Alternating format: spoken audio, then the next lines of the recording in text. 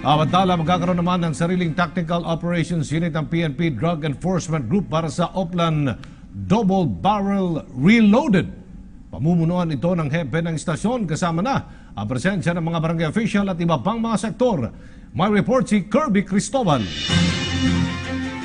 Matapos na maibalik sa Philippine National Police ang kampanya kontra ilegal na droga na tinawag na Oplan Double Barrel Reloaded, sinabi ni PNP spokesperson Junardo Carlos sa naging press conference nito sa Campo Crame na binubuo na ang mga kasama sa PNP Drug Enforcement Group o PDEG para sa ikakasang anti-illegal drugs operation sa iba't ibang bahagi ng bansa. Magkakaroon rin ng sariling Tactical Operations Unit ang bagong tayong grupo at makakasama rito ang ilang miyembro mula sa Special Action Force, SWAT Team, K9 Unit, Explosive and Ordnance and Counterintelligence Unit.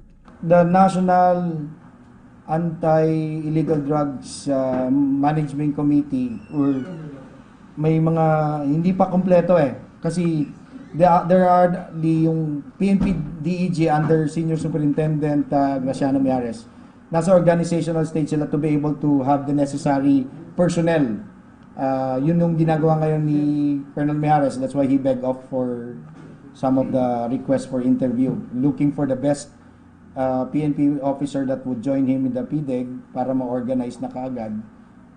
Yesterday, yun po yung ginagawa nila. And also looking at the logistical needs and office spaces of the new unit. Dagdag pa ng opisyal na mahigpit na sinasala ng Oversight Committee kung saan kabilang ang Command Group at Concerned Directorial Staff ng PNP ang mga papabilang na miyembro ng PDEG. Samantala, sa paglulunsad naman ng Oplan Tokhang, sinabi ni Carlos na mismong hepe ng istasyon ang mamumuno rito at kasama pa rin ang presensya ng barangay official, religious sector at iba pang sektor na nais makasama sa programa.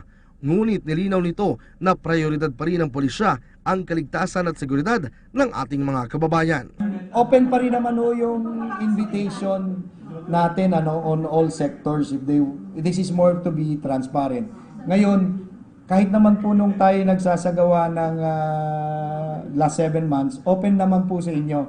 However, we just communicate to those who will be deployed of the danger of the work.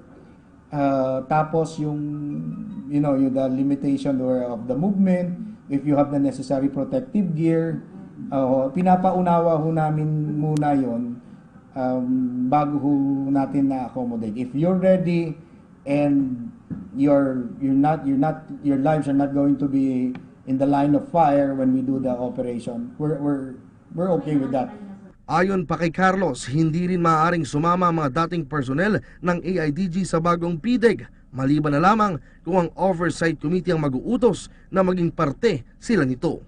Mas kakaunti rin anya ang mga miyembro ng grupo, depende sa pangangailangan kumpara sa 350 miyembro ng binuwag na Anti-Illegal Drugs Group.